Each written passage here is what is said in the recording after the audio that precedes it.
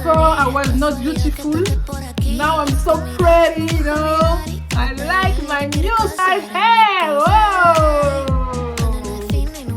Good job, like always. I like my new hair. You have to come to make your hair with Stacy.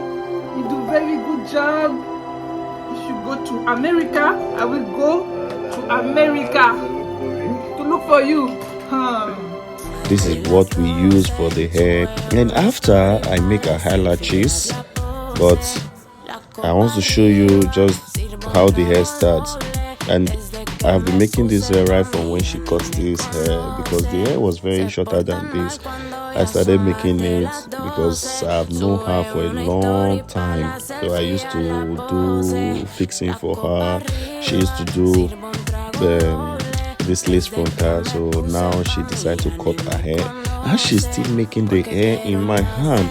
Can't you see how special she is to me? Okay, this is the hair product I use, and as you can see, I put water to make it wet before using it. Why I did that? Because the hair was very strong and it was dry. If you love this hair and if you love what I do, please support me by sharing this video, share to others so that other people can see what I do, and support me so I can be able to do more videos.